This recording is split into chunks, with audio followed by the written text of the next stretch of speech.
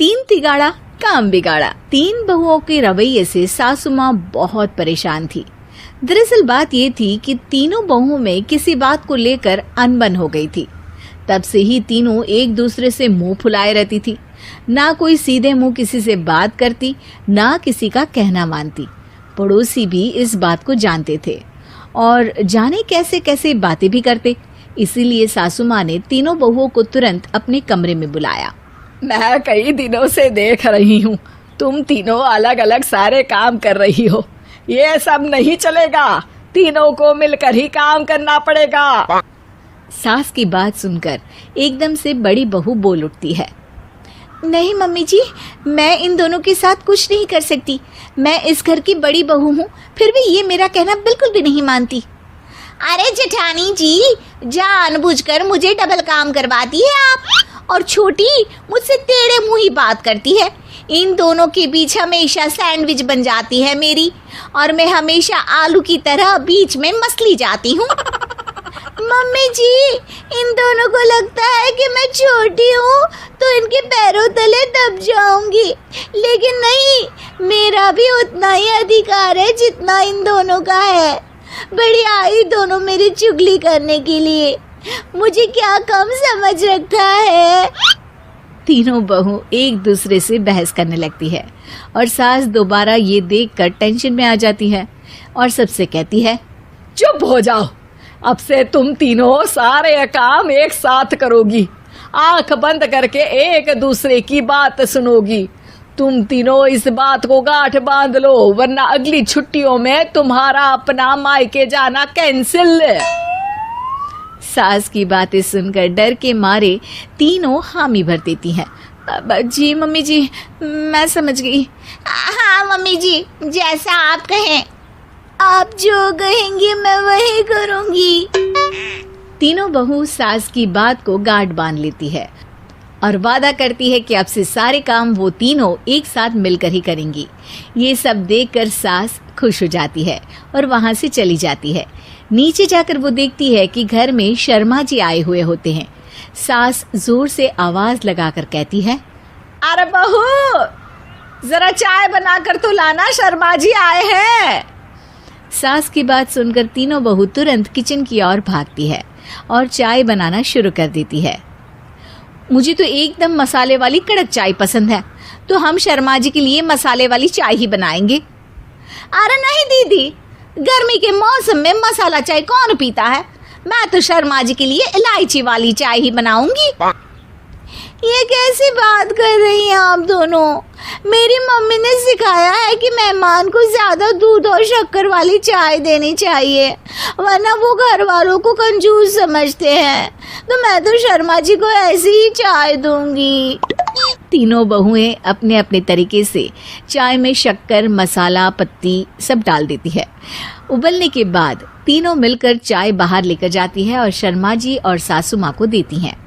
चाय पीने के बाद शर्मा जी सासू माँ को देखकर शर्मा जाते हैं और शर्मिंदा महसूस करते हैं कि आखिर उन्होंने चाय पीने के लिए हामी क्यों भरी। सासू माँ भी चाय पीना शुरू करती है और कहती हैं, अरे बहू, ये कैसी चाय बनाई है? चाय है या मीठे दूध की बासुंदी?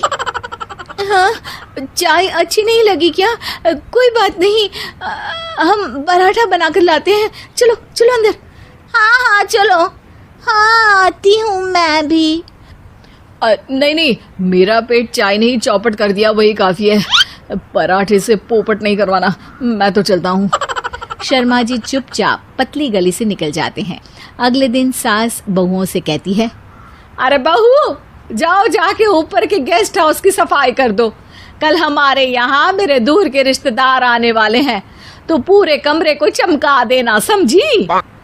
तीनों बहू सास की बात को मानकर ऊपर सफाई करने चली जाती हैं और तीनों कमरे की सफाई चालू कर देती है। बड़ी बहू मकड़ी के जाले साफ करती है, तो बीच वाली झाड़ू लगाना और छोटी वाली सर्फ डालकर जमीन धोना शुरू कर देती है। अरे दीदी, जेठानी जी, अभी मैंने पूरी फर्श धोई और आप फिर से धूल नीचे गिरा रही हैं।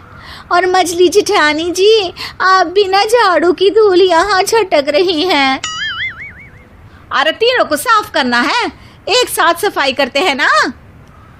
अरे वही तो, हम साथ साथ हैं, घर साफ साफ है।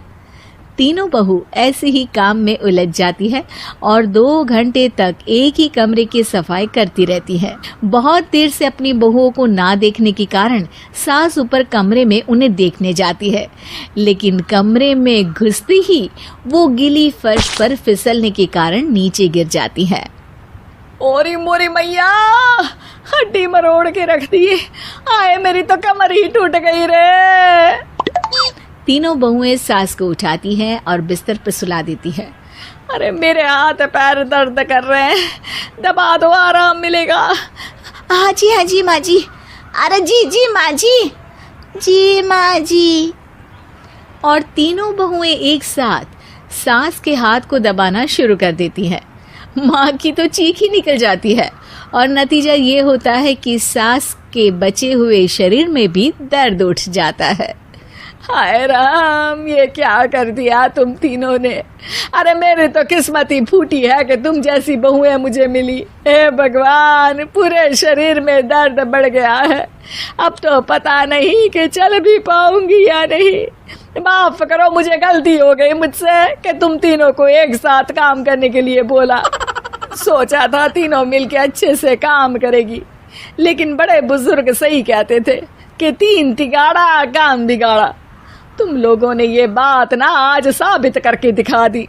तुम तीनों को तो समझाना यानी मानो भैंस के आगे बीन बजाना है। तुम्हें अकेले अकेले काम करना है ना, तो अब से तुम अकेले ही अपना अपना काम करो। तीनों बहुएं वहां से जाने लगती है। अरे कहाँ जा रही हो? आप ही ने तो कहा कि अपना अपना काम करो, तो मुझे मुल्तानी मिट्टी लगानी है। अरे मुझे भी तो नेल पॉलिश लगानी है, मुझे ना मेहंदी लगानी है। सास अपना सर पीट लेती है और कहती है, अरे मुझे भी लगाना है कुछ। क्या माँ जी? तुम्हारे घर वालों को फोन तुम्हारी हरकतें बताने के लिए।